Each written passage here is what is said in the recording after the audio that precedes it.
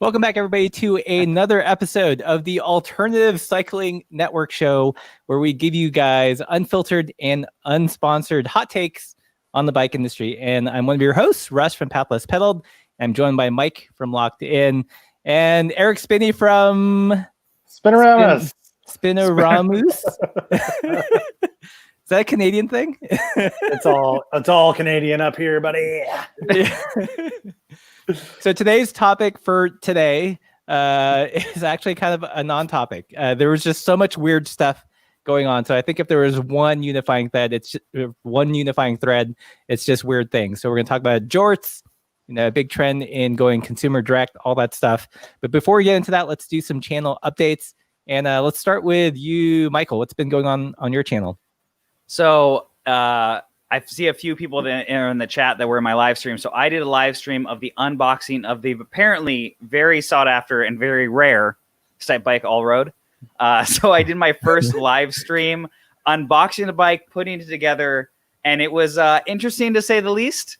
I realized that for the sake of audio quality, I kept my AC unit off. I think it was like 95 or like almost 100 degrees that day.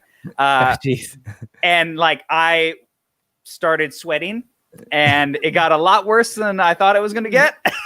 So I should have worn like a black shirt, but I didn't. So besides that, it went very smooth. Very impressed with that bike so far as initial things. Had a lot of great support. And I had to tell the chat, like, sorry, guys, like, this is so the audio sounds better. And Sean, he's always in here. He's like, thank you for your sacrifice. And I was like, thanks, man. Like, I appreciate that. Like, I'm dying right now. Like, I dropped my tools like 3 or 4 times. I'm like, this is live. Like, we're doing this. Like, there's no hiding that, Yeah.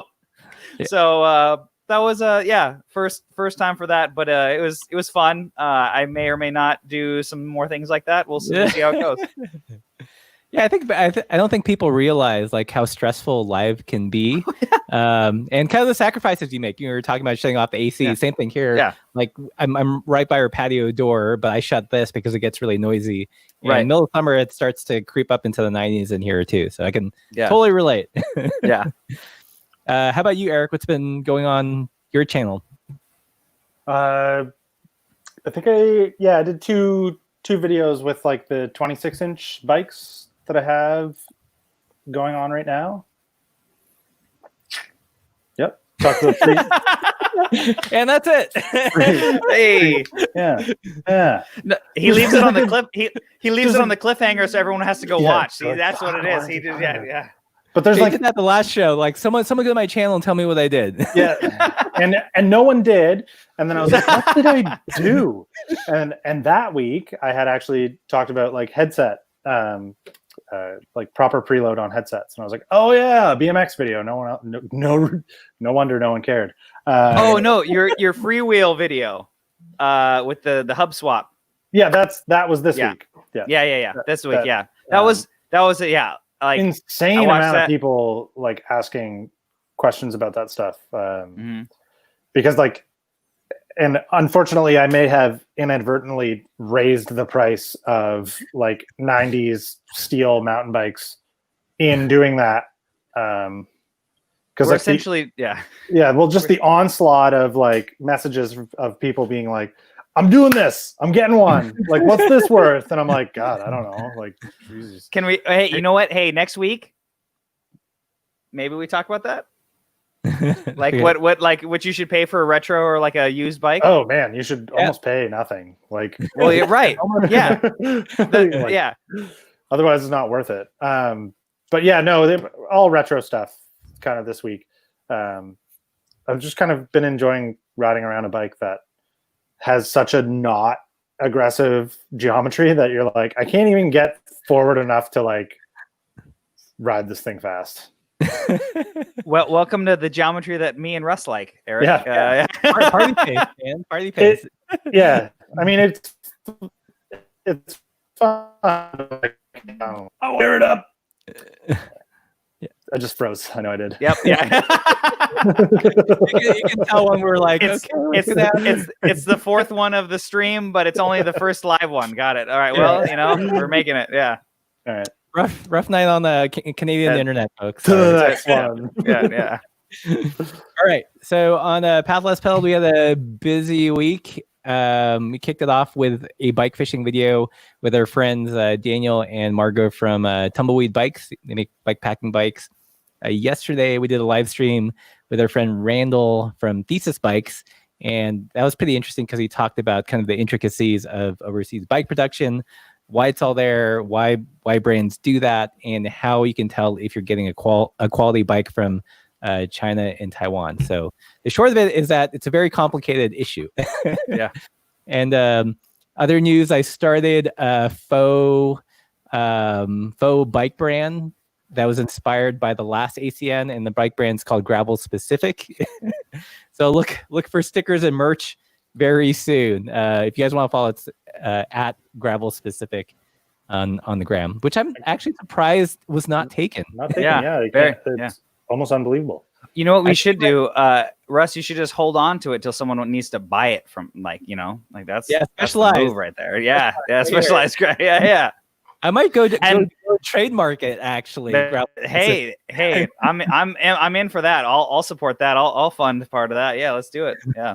I mean, if Specialized can trademark Epic, right.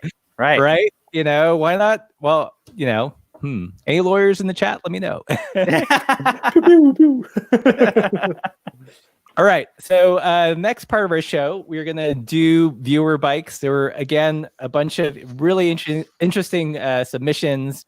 No common theme in this one other than they were all kind of strange and tickled my fancy. So let's start off with this one.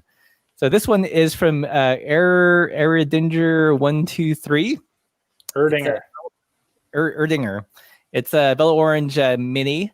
Tiagra, TRP Brooks, custom Swift bags, VO hubs, velocity wheels. I didn't know that they made rims that small. Salsa stem, whiskey bars, VO track pedals, King headset, and I like this one in particular. 1 million spacers. That one's for you, Eric. Yep. Don't like that. I mean, you could theoretically slam that bike. I think you should. True. I would like to see that very much. Like the saddle's not even that far from like the pedal. Like look at the pedals. Like the saddle's not that far. Like they're in the drops all the time. There you go. So I mean, there's that. Yeah, it's practical. It's very practical position. Okay, what is the point of these bikes? They're for funsies. Okay. Russ, you've had Bromptons. Russ, give it. This is not. I mean, I know it's not a Brompton, but it's very similar. So these make great bikes if you live in the small apartment, just want a conversation piece. They travel fairly well. They actually make a bike bag for this. It's kind of like a BMX airport travel bag. So in that way, but it's mostly, I think it's just for funsies. I mean, I rode this one when I was in the East Coast last, and what's unique about this compared to the Brompton or even the Molten is this will take up to a 2.3 inch tire. So you could almost, it's almost feasibly a mini gravel bike. Okay. So what length cranks would be that bottom bracket looks high, but I can't imagine where it is. Do you run a 160 or I don't know.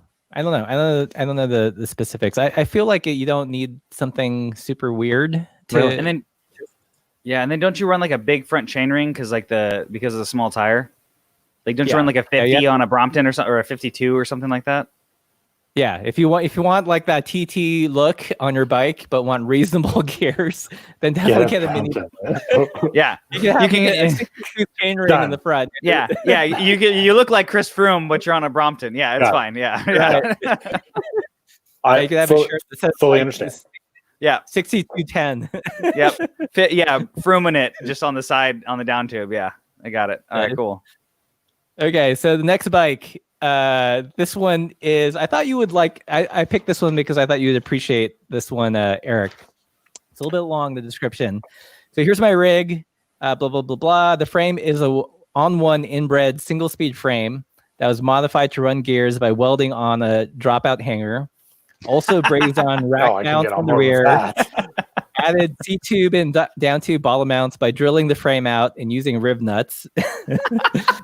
That's awesome. And lacquered it. The fork was modified to run self-connecting Sun Dynamo. I think by modified, there's a little bit more drilling involved. Yes. The racks have integrated cable routing for dynamo lighting. Blah, blah, blah, blah. Bags are a bit random. Frame made by himself from Tyvek. Rear just some random bags. And yes, so unfortunately, no mention of chair parts. Well. But it was probably put on with Harbor Freight the Rivnut tool. You know what I mean? Like that's, it's close. It is, very close seconds though. Though at least that tool doesn't have to actually be involved in the ride past the riv nuts going in. That's cool. I like anybody who's not afraid to like void a warranty. Yeah, well, sure. Yeah, sure. If that's the way you want to word it. But like I don't know. I think bikes are way more resilient than people give them credit for. And Tom, you're not one of these people. Neither am I. Legend, if you will. Legend. Yeah, I love that. Anyone who says they welded something on a bike and they're not a frame builder, I'm like, my man. Hell yeah. And the weld, I'm pretty sure he didn't include the JB letters in front of that. Oh, yeah. But yeah. MIG welded, I would say, because that's how I would do it. So I think one thing that's interesting about this is that it's kind of the reverse of the early aughts fixie trend where people were neutering geared bikes. Here you are slapping a dangler on a single speed. And I've done that. Dangler. Yeah. I've done that. It's a thing. You have dangler and like wheel slippage. Like that was a real fear when like you're trying to like look cool in front of your friends and skid your bike and then your tire hits your frame. Not great. Yeah. Okay, so this final viewer bike, you guys know it's gonna be weird. It's not gonna look weird from afar, but wait until you hear what's on it. Ooh, all right. So 62 Schwinn Typhoon, Paul brakes, White Industries drivetrain, head Belgium, 650B wheels with Philwood track hubs, Rivendell Fatty Rumpkin tires, Brooks B67. Like, oh God, yes. Leather bits and a custom seat post from Tick One. I'm not familiar with that brand. And a fork is an 80s Tanjay from an old Schwinn Sierra, he believes. Not sure, but whoa. This is like, sadly, if you really think about it, guys, this is like you've made it and you have like I'll use Eric as the shed of baller everything. And then you're just like, well, I need a bike to like take to the bar, and then like, you're just like, oh, I'll get a cruiser, like whatever, like something if somebody gets, and then you end up upgrading it like everything else in your life. And you go down, apparently this is a rabbit hole that exists that I didn't know about, but apparently, yeah, wow, that's an aggressive spec list. Oh my gosh. Yeah. I mean, I feel like any of those single components must have cost more than what the original bike. Yes. Yeah, like you started with Paul brakes, and I'm like, ouch. It was like head Belgiums. Okay, cool. Oh, Paul hubs. White Industries cranks. No, the Philwood hubs. Like, oh, like, God, like, damn, dude. Like, come on. Holy moly. This is like a big. This is like, someone that likes bikes, has nice parts and is kind of post caring about, things that work together anymore and just wants to create whatever they want. Yeah. I see myself, 4 or 5 years when I'm like YouTube rich building something like this. For sure. Yeah. All that YouTube dollars, all the ACN money. Yeah. All the ACN money. Yeah. It's right when we sell the gravel specific Instagram to Specialized. Yeah. Right. There you go. Yeah. There you go. That's how it's gonna happen, guys. Our first million is gonna be gravel specific to Specialized. Yep, and we can afford Chris King headsets in our beach cruisers because we have so much money just spilling out. Yeah. It's gonna be so baller in a couple years, everyone. You're gonna put it your 26-inch mountain bike Eric is gonna have like Chris King components on it. Yeah. Sweet. Well, let's see what is next. Already getting a little bit. All right. So let's. If you guys are in the YouTube chat, let us know where you're watching from, and we'll take random questions. This is kind of a free for all day. Basically, just scouring the interwebs for interesting bike news, and probably the most interesting one that I think we all saw that would have paired well with the Shimano SPD release last week is this Hand Up mountain bike brand coming out with Stretchy performance jorts. Jorts, if you're not familiar, is I don't know, they're jean shorts, right? That's it. Yes. That's the technical term. Yeah, that's it. Yeah. So if you guys can't see, these are denim-ish looking shorts. Super stretchy 4-way denim, standard ply, 8-inch inseam, pre-frayed hems here. Wow. But done in a way that they're not going to continue the fray. But you've got that frayed look. Yeah, pre-frayed but fray stopping. I mean, right. I wonder how long that takes. Like how many hours they pre-ride the shorts? Like how do we pre-fray? Like that's what I want to. It's hard to say. They're only $43. It's true. Yeah, I mean, and that's actually I thought for the price, it's actually pretty good. Like when I saw these, I actually went to. I'm gonna confess, I went to the store, was hoping to buy some to review, and they were all sold out in like the smaller sizes. Yeah. So, and what do you guys think? Would you rock these? Oh hell yeah! I would wear these on the regular. Like that's the thing. Like I can streamline my clothing because it can just be the same shorts, riding or not riding. Yeah. I would, but I mean, here's a small hack for this. Like, pretty much any girl pant in the world. True. Hot Topic specials, maybe. Yeah, that's where I get all my jean shorts. Is like girl pants, and then cut them into shorts. Yeah, you're just gonna make sure they got good pockets. Yeah, they're not the short pockets. I kind of wish that this had a zippered rear pocket, though. To be honest, just because I feel like that's one of the things I want in every kind of casual cycling short. Just I can stick a wallet in there and it's not gonna fall out. Yeah, or like I mean that looks like a pretty deep pocket. Maybe that. Yeah. I love the attention to detail here, where it's frayed, yet not so frayed that's going to continue to fray. So there's this Italian phrase called sprezzatura, which is kind of almost like an organized disorganization. So intentionally, having some off detail, but with purpose. And I think these super stretchy jorts fit that bill. Yeah, when you get us that.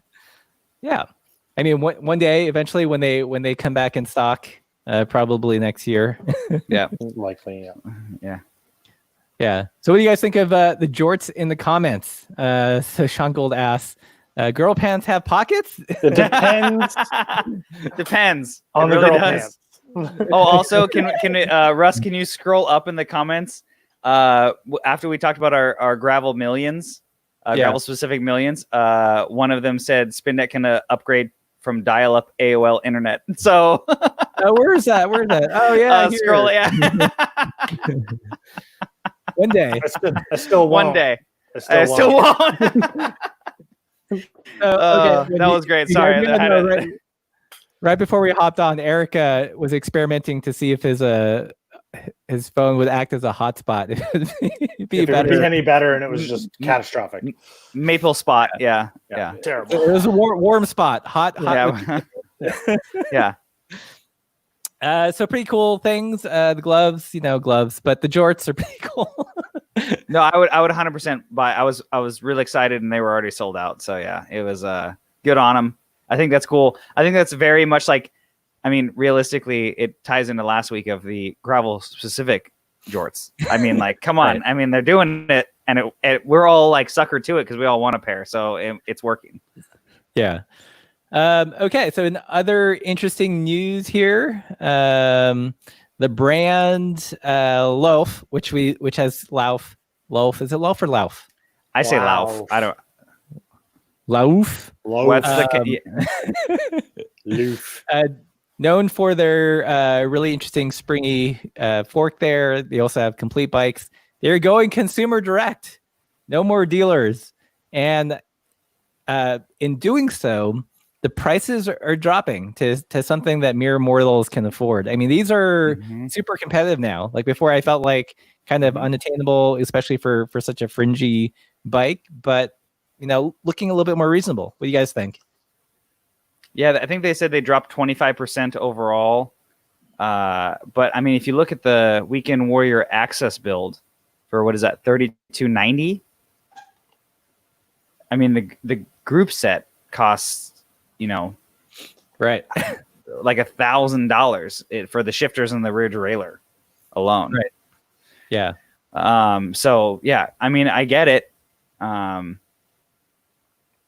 Especially right now, I think that's the smartest move you can do. But I've never run into or even known a Lauf dealer. So to me, I thought they were kind of consumer direct already. To be honest, yeah. To be honest, yeah, me too. Like I've only seen them at bike shows and not ever in a shop.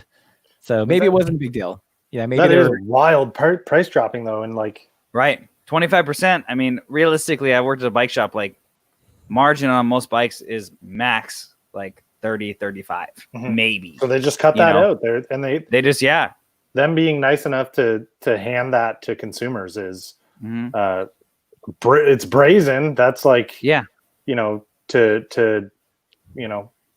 other companies, it's like, what do you do to follow suit when you guys finally realize you need to do the same? You don't get to just go consumer direct and keep that 25% because now everybody knows. Right. And I think the other thing is too with theirs, which is I respect more, is because they innovated and created a product like the fork. That's a lot of money in R&D and molds and everything else to do that and still be able to, where I didn't think their price point before was a huge thing, which I get is expensive for what it was. But like when you're creating a product like that from scratch and making molds and making however many of them, that's a lot. And they had one for mountain and gravel and all this kind of stuff. Like that's a lot to invest, where I get it's going to leak into the cost of the bike from a small brand. So to cut that aggressively into the price point and still offer, that I think is insane.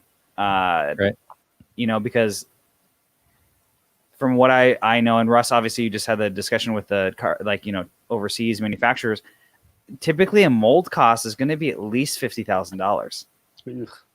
So, I mean, to do a mountain, a gravel, and I think they have 4 now, like that's a lot of cost to eat. And if you're selling a bike for, even $3 to $5, $6 grand, and you still got to make money, and you got to make that money back, like that takes a long time to do, So I didn't think their pricing originally was that crazy when you consider that, but most people probably don't. But I mean, it's an innovative small brand, so.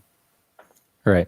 I mean, I feel like, one good result from this is it'll get more other bikes into the hands of the people, because right now, like my only experience with it is like, seeing what other bike reviewers say, and I don't know anyone that personally owns the fork or the bike. So maybe this will get kind of that organic buzz going. But yeah, pretty competitive now. Like, I mean, these are, if you were up on the fence for like a Salsa Warbird or any kind of mid-tier bike in the QBP family, like these are pretty compelling. Yeah. And also related to Lauf. is there forks. So they're True Grit gravel bikes get size specific carbon leaf suspension forks. So as the bikes get smaller and larger, I'm assuming the spring rate of the forks adjust as well, which makes sense. I feel like this is one of the sticking points with this fork is, you can't, like, I don't think it makes sense to have a one size fits all suspension. You can't. Like, yeah, it's not possible. Just because the ride experience from person to person is going to be so vastly different. It has to be tunable. Like, yeah. And I don't know anything about these forks all that much because I've always sort of hated the way they looked, but this doesn't look bad. Like the painted fork section and like the blacked out, like that, I can get more on board with this look, and maybe it just needed to be a different color, but right. Yeah, no, it has to be tunable. Like there's no way to go like, oh, you're 140 pounds, and then think that like someone like me at like 190 is gonna like, yeah, you'll enjoy it too, probably. It'll be more enjoyable, actually. Yeah, it should be. Maybe if it's on the ground all the time. Yeah. I wonder if you're gonna be able to order like, did they? I didn't read the full thing. Did they weight it based on like recommended like weight range? That's a good question. I know it seems like it's size specific. Oh, here it is.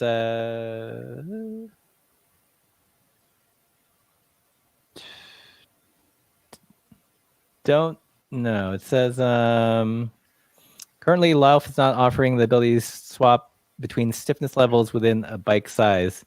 Right. That means if you're very tall, very light, or very short, or very heavy, you still might not be on the ideal spring rate. So I think they kind of have a theoretical average per size, but still not really kind of tunable in the way like one would hope. Right. So it's kind of a bummer. In related news, someone also brought this up. Specialized can now be purchased through sites like Backcountry and Competitive Cyclists. Not Specialized bikes, though. No, just the componentry or the. It's like the soft and hard goods. Yeah. Well, no.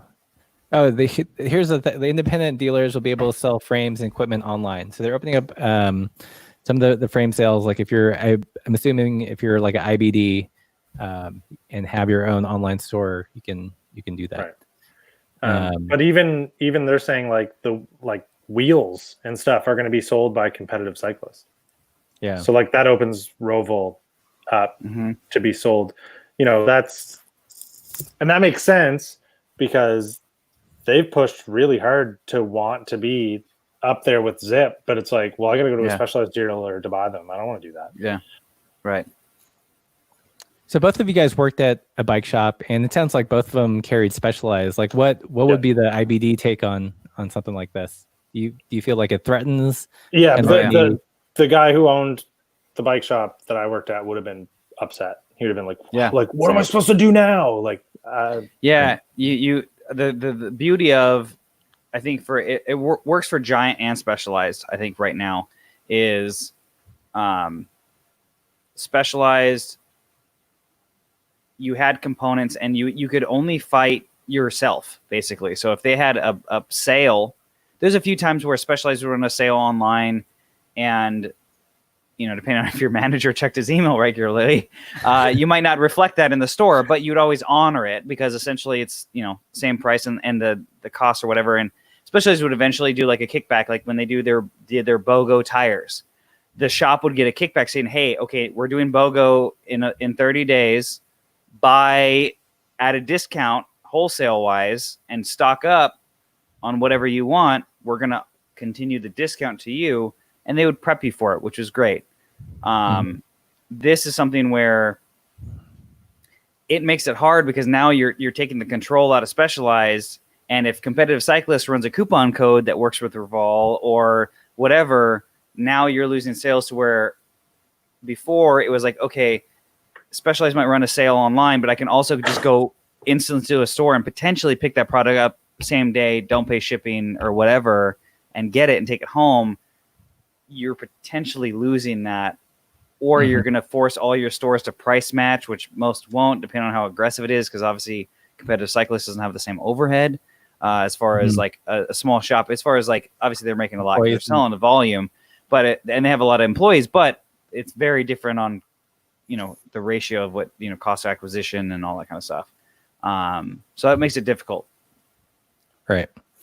Interesting trends. I feel like, going consumer direct or kind of just breaking that IBD chain has been in the works, and COVID has kind of just opened up the floodgates. Yeah. Yeah, I think it's going to continue. Like, this is just them. They're like dipping their toe in the water, and they're like, "No, we're not going to sell bikes online at all." Crazy talk. Yeah, we wouldn't do that. Yeah, well, in my area, Specialized actually owns 2 physical stores in California. It's they're still there. They were their test market store. I used to work at one before it converted fully over. But yeah, it's something where that was originally their happy medium, was owning the shop, you know, and investing in it. But yeah, I see the switch for most, you know. Yeah.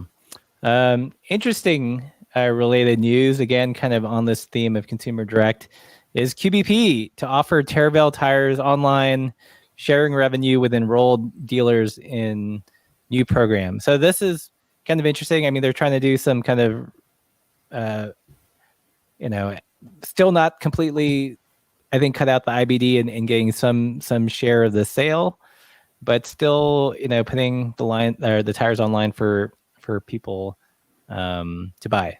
So again, pretty fascinating. I'm kind of curious, like what the profit share looks like for the bike shop. Yeah, that's going to be something where, like, at least when I used to work at a Giant dealer, if somebody ordered a bike online and physically paid Giant online, it would give them like what shop they can get it from as far as their like zip code or their address. So we would actually get paid. So once, basically what we would do is you order a brand new Giant Revolt and you pay for it online. You can finance through a firm online. You can do whatever. Giant's then going to send us an email saying, hey, that, you know, size medium gray, you know, rival spec Revolt is now bought. We would pull it if it wasn't built already, build it, obviously. And then online, we'd mark the bike is built. So then that would send an email to the customer. Customer would know, hey, my bike is ready. So either it was on the floor and built, or it's in a box and we'd build it. Once they came in, no money was exchanged. We would verify ID and a few other things, like information-wise. Then we would check a box saying that customer has come and picked it up, and then Giant would pay us like within 24 hours. Interesting. Yeah. Here, Sean Gould says, time to open the Jorts Direct Club. Yeah. And that's the other way. That's the other way we'd make our millions after selling. Yeah, that's it. Gravel specific to Specialized. We'll have a Jorts Direct. Yeah. When Hot Topic goes bankrupt, then we can just buy all their girls' pants and then we'll just hand cut them, you know, live for you guys. We'll do, yeah. Like make sure both legs are together and just whoop. Yeah. Yep. That's it. These are $80. Handmade in the US or potentially Canada. Yeah. So this is, you know, it says QBP brand websites like Terravel.com will offer consumers the option to buy add to cart or buy a local, which directs them to a retailer. So it sounds kind of similar to that model. Yeah, that's gonna be tough for tires and stuff. Like you have to be very integrated as far as inventory goes, so that they have an accurate account of physically how many you have. Right. Interesting. So, all these strange changes going on. Mm-hmm. That may be coming for a long time, but definitely being accelerated by COVID. Yeah. Okay. Any other thoughts on that? I mean, if you guys worked at a bike shop today, like what? I'm fine with it. I mean, as far as like, if I'm making the money, like that's fine. It just, you have to be a very like not modern shop, but you have to be more, like you said, well connected as far as the inventory goes.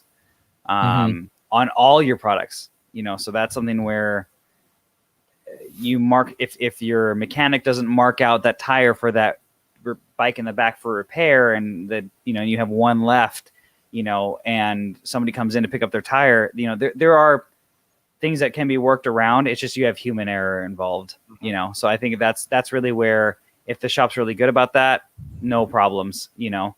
And it brings in revenue. And the other thing is too, as far as like why, when I worked at a Giant dealer, I really enjoyed it because it would potentially introduce somebody to the shop that might have not known that you were there, you know, and hey, they, and like, oh man, let me go get your bike. Like, feel free to look around. Like, and we would throw out like, hey, 20% off any accessories for your first time buying from us. Like, appreciate the, whatever, do something. And then they go look around when we go double check their bike or whatever, prep it and double check it.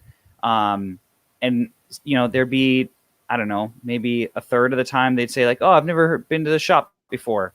Cool. Great. Well, we're here for you. We'll still provide your factory maintenance or whatever and all that kind of stuff. Like, they would have bought it from us if they would have come in first. It's all the same to us. So that was something where it did benefit the brick and mortar at that point. Right. In the bike shop, again, I think I'm the only one of us that hasn't worked at a bike shop. What were the margins better on service or on goods? Service. Mm-hmm. I mean, do you think this is ultimately pushing shops to really just plant the flag in service now that there's like price transparency and online shopping, and that's going to be the bike shop of the future? I think the margins, the margins are always better on your accessories and everything else in service. Yep. Trek's been experimenting with concept shops where they don't really stock anything. All they have is like one size of their core models. So they'll have a small, medium, large of their base, their basic run, and that's it. And then everything else is ordered direct. So if you come in and you want a new Domani, you would test ride the one that you want. It might not be the exact color or the components you want, but you'd make sure the size fits and it feels good. And, they would then order you and be like, okay, in 2 days, the bike will be here, built for you to take home. So it's kind of like showrooming a shop, but actually buying from that shop at the end of the day. Right. Yeah, so Build a Cat here brings a excellent point. There's about 96-ish people in the room right now and only 25 likes. Come on, help out the channel. Hit that like button so we can start making that ACN money. Yeah, smash the like button. Yeah, we're only like 2.6 million away from the initial. Yeah. Google's emailing us currently. Yes. Yeah. It's cool of a cat to write that comment, though, eh? Yeah. They're very advanced creatures. They really are. It's such a human name. Right. Okay. Let's see. Another interesting. Now let's talk about interesting products that we saw. You pointed this one out, Michael, and it is a inverse dropper post thingy. Yep. That's the best way to put it. I think that's the product name. I think if you look at the SKU, it's a DT Swiss thingy. But for bike packing, okay. Is that them being like, this is a better way of attaching a bag to? So that's that's what I think for the soft bag it makes sense, because instead of your traditional post where it goes into something else, you can now strap your saddle bag or seat bag of choice to this, and it drops as a unit, not going into anything. So I think it's solving a problem. The niche problem is the biggest part. That obviously this, you could use this on any bike. The travel obviously is kind of crazy, but supposedly your like minimum insertion mark is smaller. Yeah. So for the smaller riders, you don't need as much space from your like saddle rails to like the seat collar. Yeah. See, I don't think I could run. You see how much post is showing? That's how much I have. Right. Like, Yeah. Like it would drop a whole centimeter. Yeah. You're like, awesome. Seats out of the way. Thanks. Yeah. Russ would just bottom out the seat every time he drops it. Yeah. Right. That's because you guys are gonna love the segue, because my bike there it is. Gosh. Oh, Eric loves this bike. Okay, so actually, this is Eric's armchair bike. Yeah. He pulled it from the shed. Okay, so this is a bike by the brand Curve, Australian base. Not only are they making really wide bars, they're making bikes that fit really wide big wheels and tires. So this is a 36-incher. Yeah. And this is a Curve Titanosaurus. I hate this title. The bike that they hope no one will buy, even though they built it. But they'll make it for you. Yeah. Even though they had a whole photo shoot and sent a press release to bikepacking.com. Don't buy it though. Wink, wink. Yeah. Anyway, so cute. Yeah. I see what you're doing there. So supposedly this bike is designed because of the Australian Outback has lots of washboard, and because of the larger wheel size, it'll just kind of roll over everything. What do you think? What tires are on it? I didn't even think about that. Like, who makes a tire for that? Yeah, they said that tires were probably the hardest aspect of this. Yeah. So the wheel size is essentially unicycle standard.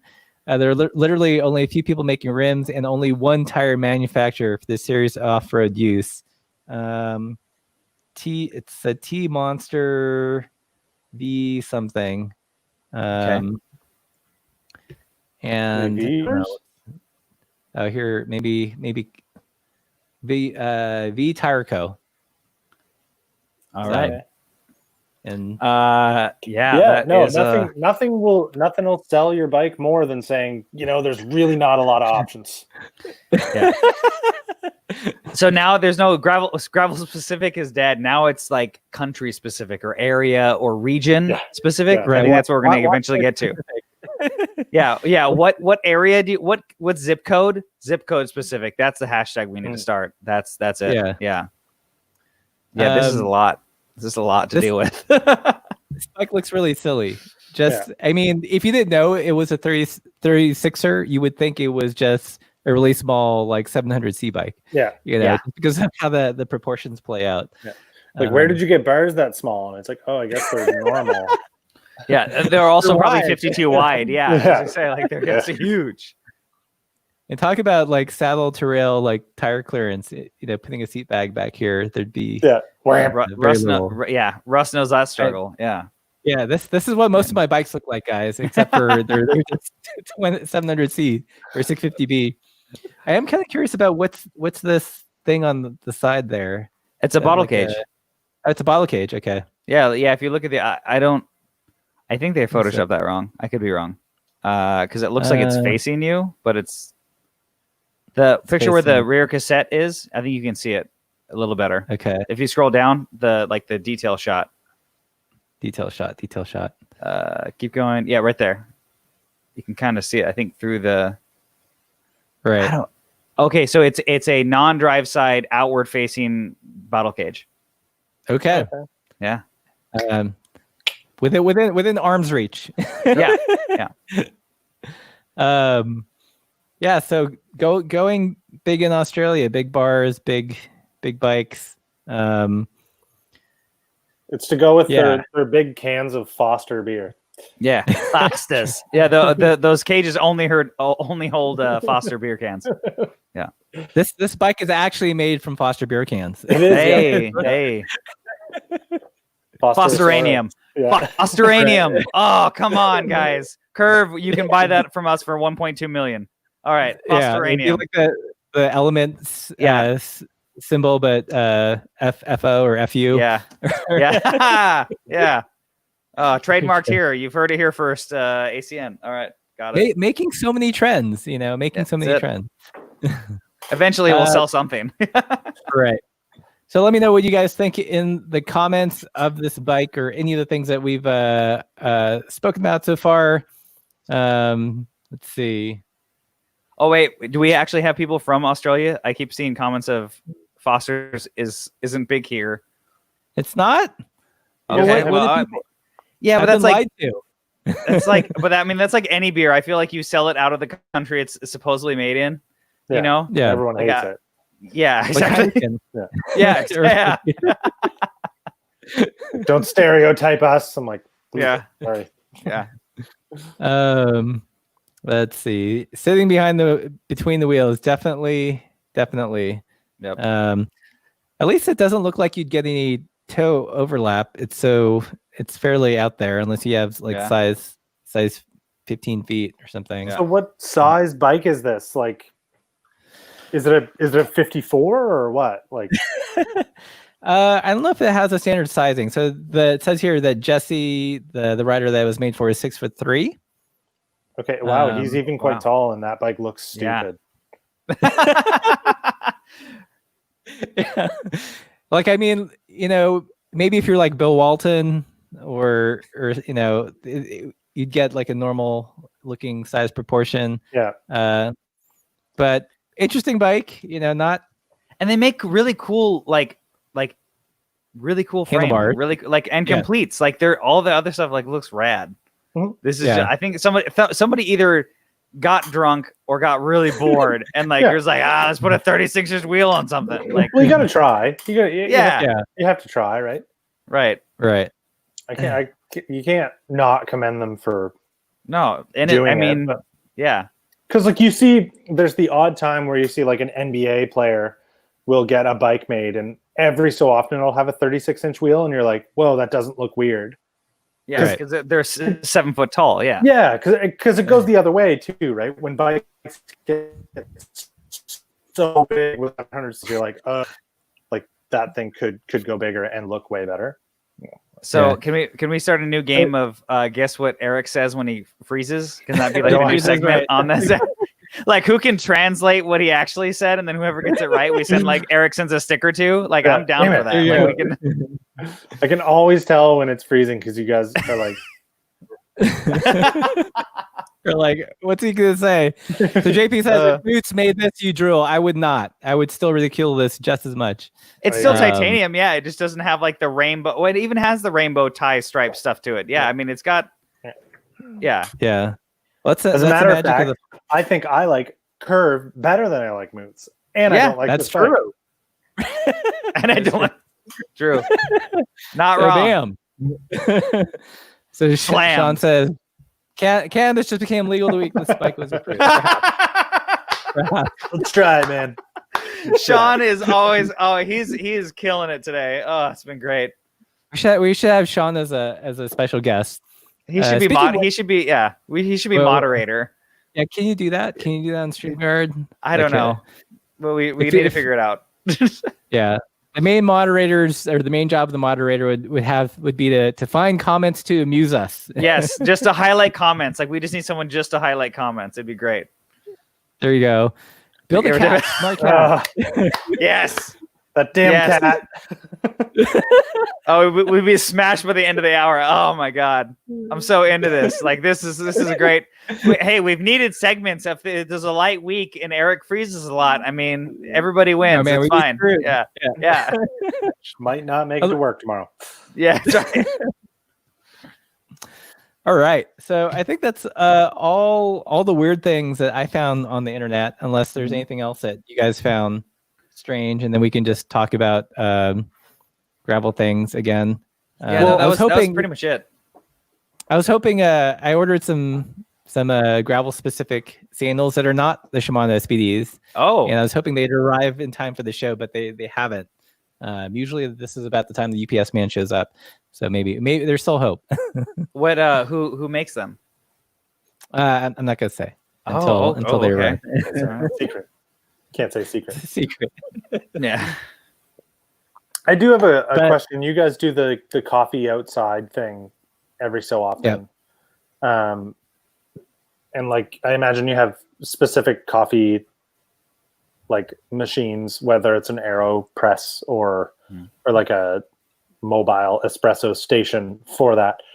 Now, weeks ago, like I get up at 5 every day and I'm like, sorry.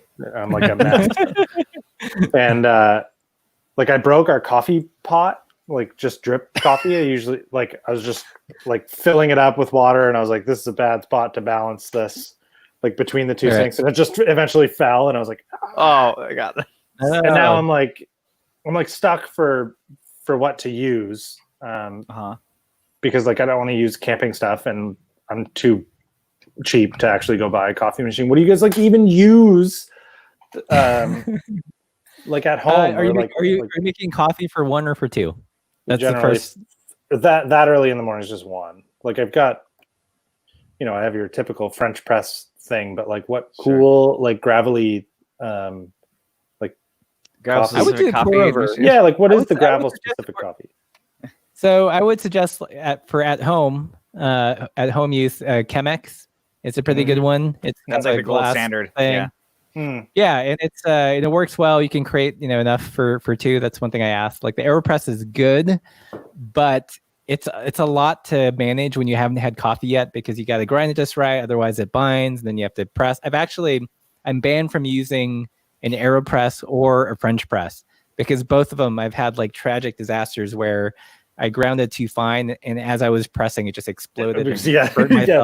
I've been warned about this before with the French press, like because every so often we'll have whole beans because I just feel like that's what I'm supposed to use as a cyclist, and I'll just like sit there and grind them for like ever, and it'll be 5 a.m. and I'm like, I need to give up on this here pretty soon, and then it's just dust. and it's all your body weight and like I had heard like one time that someone's like, if it's a little finer, like you might get a nicer, like a nicer, end product. And I'm like, okay, I'm going to grind feel. It. Yeah. Well, it's drink. I'm like, okay, so grinding it free. Damn it. All right, everybody drink. All right, there's another one. Cheers, everybody. But in my mind, I took that advice and I was like, okay, so grinding it for like 6 minutes is like that's what you want to do. Yeah, for French press, it's actually on the coarser side because the nature of like the filter in the French press, it lets a lot of particulates through, and unless you like chewing your coffee as well, cowboy coffee, which I don't, then you want a little bit on the coarse side. So like I think French press is pretty hard to get the grind right. Something like a pour over is like harder to screw up. Actually, they do have They do have, I forgot, I don't know the brand. I've seen it before, but they do have like, there's like accordion style like cups that they make for like dog bowls or whatever. Right. They have a very similar style one that essentially holds a cone filter, Eric. So you could, if you have it ground, you can just like do that. So it's basically just like a single serving. So that I've seen that, and that like packs up flat. So if you do want to bring it with you, you can. I'm a cold brew guy, so I just make like a big batch of cold brew and it lasts me a few days because I make like, Wow. So all you do is you just put grounds in it, you put water in it, you let it sit for 24 hours, and then you have like a gallon or whatever in like a day, and then that'll last me, it lasts 2 weeks in the fridge per like dose. So that's what I do. Wow. Nice. But it it doesn't cold, like, it's not, it doesn't freeze here like it does there. So I get the hot coffee. Right, we're big hot coffee drinkers here. Yeah. So that's what I was saying. I'd look into it. I don't remember the brand. I think it's orange. It's kind of like, it's like a plastic orange, basically like cone filter holder. It's got a little flat base. It sits on whatever kind of cup, and it's got kind of a wider base so that it fits whatever size like cup you have for it. Is it like essentially a GSI? Can you buy REI? That sounds about right. Yeah, it's probably an REI thing, or I don't know what they have in Canada. But MEC, right? You have that's like MEC is like yeah. I would look there. They probably have something like that. Yeah. So here, Friction Di2 says grind the consistency of gravel. Like I'd love to see that. Wait, is Which it gravel? Wait, what is it? I'm gonna mess this up. It's not Kinderkoppen, is it? Yeah, Kinderkoppen. Kloberkoppen, whatever. Yeah, exactly. Yeah. Koppen, and then are we gonna, can we have a t-shirt of like the scale of gravel, but it's just for coffee? Like it's just like how ground should it be? Yeah. Yeah, here you go. Baby head coffee. You oh my god. Oh god. No. Oh god. Oh god. I wish I didn't say anything at all. First day. I don't want to see the artwork for the bag. Oh god. So other fans, see, bam, we could sell at least one shirt. Hey, that'd be it. Yeah. Let's do a minimum order quantity then. Yeah. Right. A minimum of one. Absolutely. Cool. Well, what else should we talk about? It was a little bit light on bike releases. Yeah. Well, I mean, we did have something pre-planned. Maybe we just won't talk about it at all, but it fell through this week. So true. Yeah. We could tease it. You can come back because I don't know when, but we'll leave it. We'll leave it be. Yeah. We did end up being a little bit light because we did have something at the end of last week, and it did sort of fall through. And yeah, we're supposed to have we're supposed to have a guest, special guest, Yes. special international guest, right? Who knows how to ride bikes? Right. Very well. Yeah. And but that person, they couldn't do it today. But potentially next week. So we'll see. So Anon asks ACN merch. When should we do that, guys? I mean, I have like a bunch of like puffy paint like pens. Like I could make t-shirts. Like that's fine. We could produce in the USA. They'll only be like $45 each. It's fine. It'll be the Paul equivalent of t-shirts. Yes. Yeah. Handmade billet aluminum t-shirts. Yeah, it's fine. Yeah. Handmade really quickly. Yeah. I don't know. We've talked about the merch thing a little bit, but I don't know that we've ever gone super serious with it. I think it makes more sense for us to like I've teased it on the channel a little bit and drink. Oh, hey, Dominic's ahead of the curve. He said I'm buzzed already, and this is before the lag. So here we go. This is gonna be the new trend, Eric. Like you're. Yeah.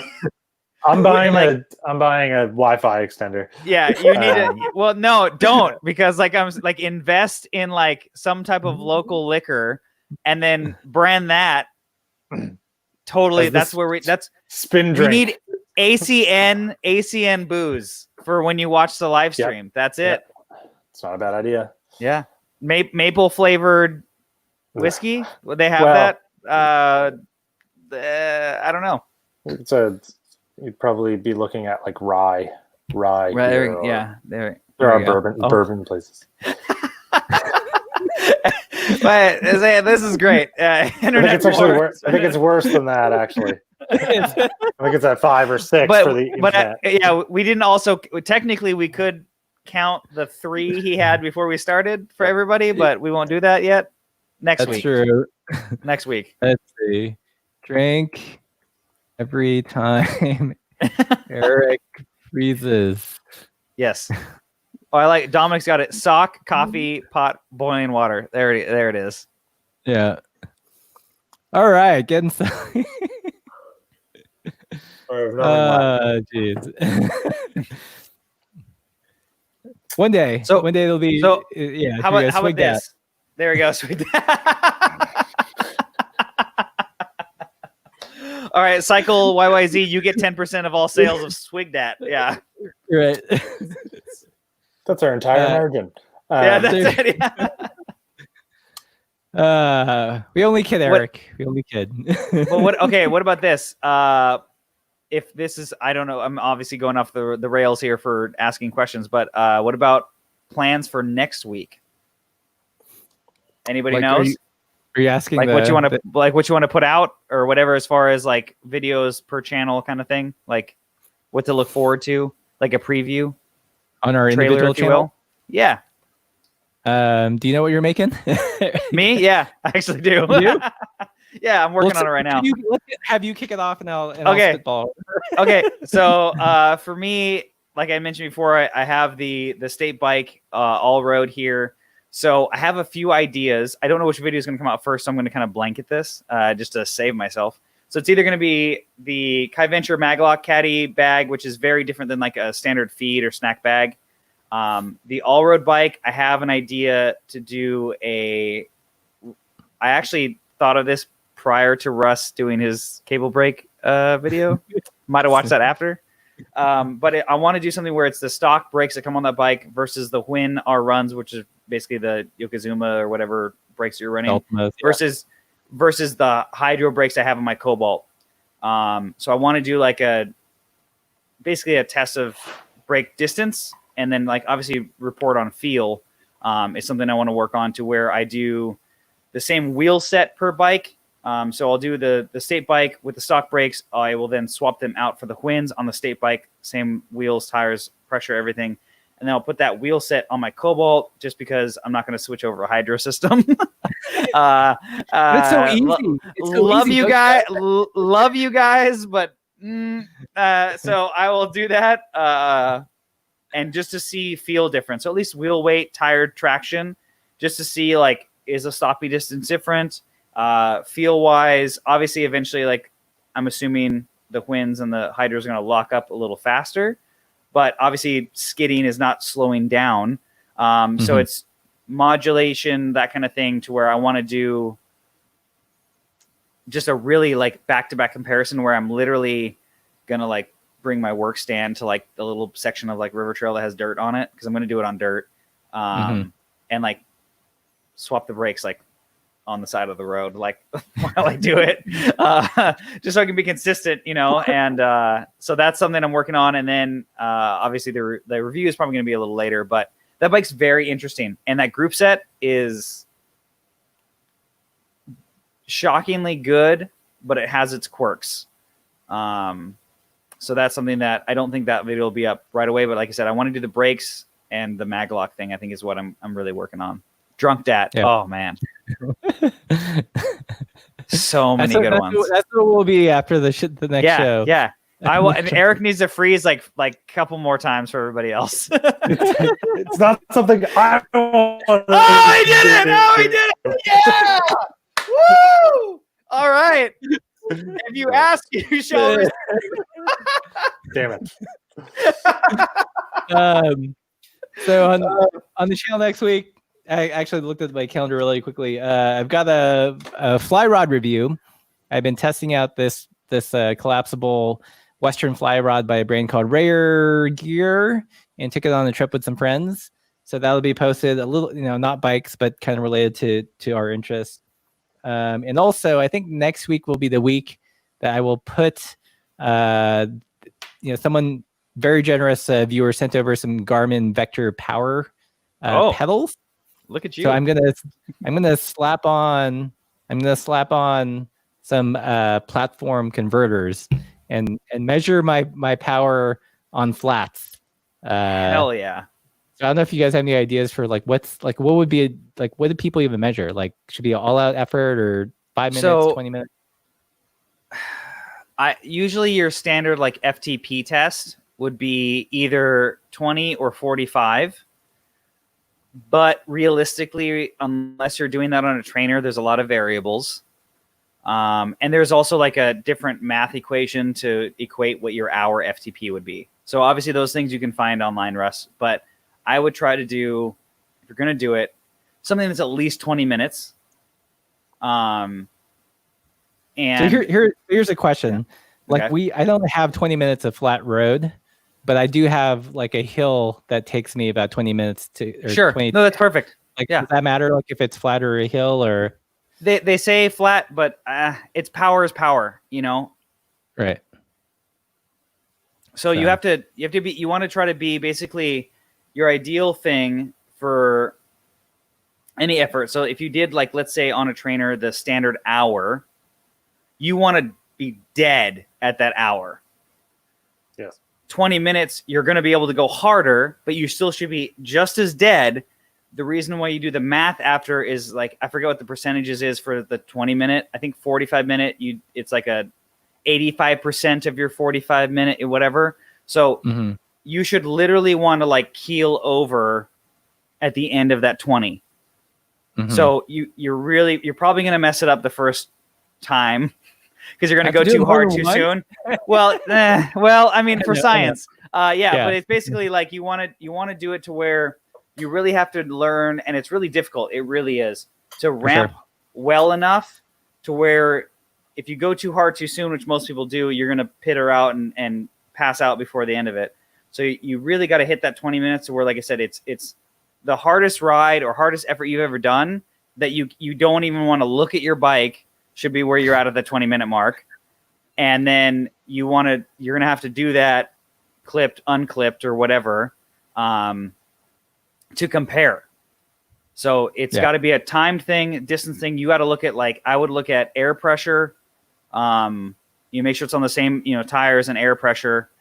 And then obviously you can throw in your heart rate, as a byproduct, because heart rate's kind of not relative, because you could be tired from yesterday's ride, so your heart rate might be higher. But you can just see, hey, I did a rest day before each of these efforts.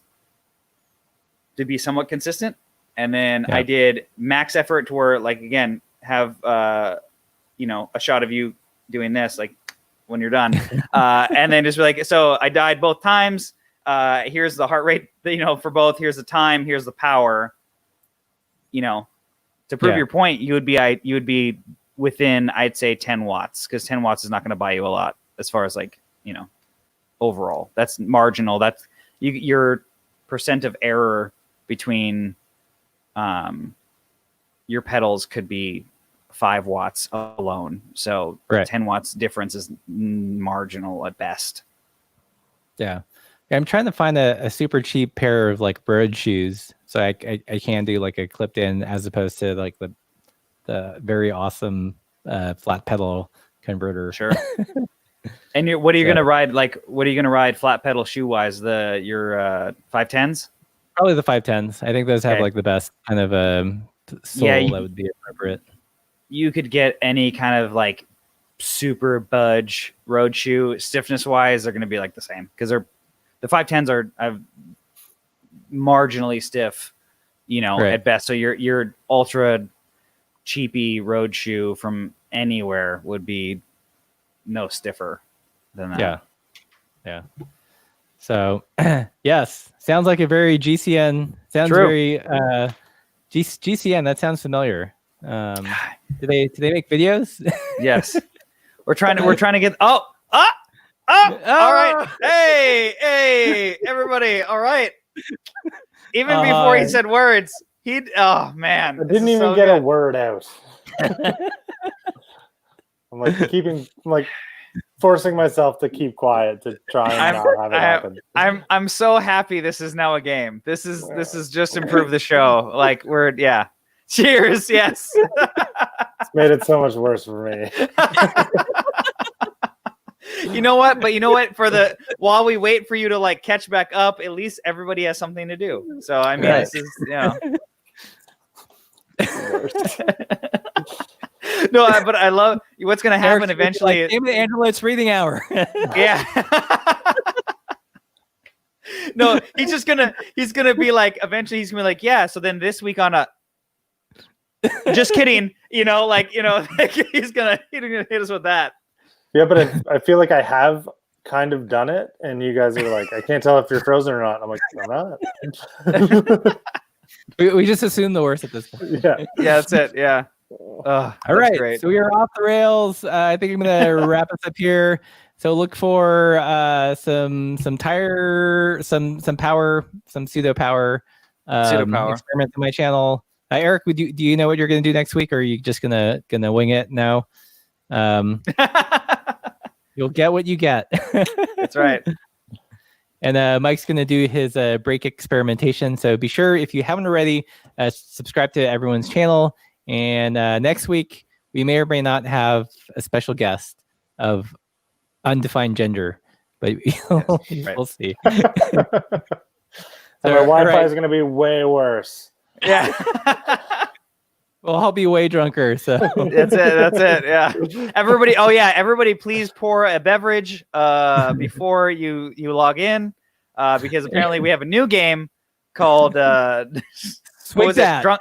Drunk Dat, Spring Dat. I like Swig Dat. Yeah, Swig Dat. Yeah, there we go. So yeah, please join us next week with adult beverages if you're of legal drinking age and you're just like, you know, preferred country, region, whatever you're in. Yes. And then I don't know if should I do like the Swig Dat banner, or is that too much? Do we have that? It's too much. It's just Eric hanging off a pole, like in the wind. It's like, all right. All right. Good night, everybody. See you next week. See you.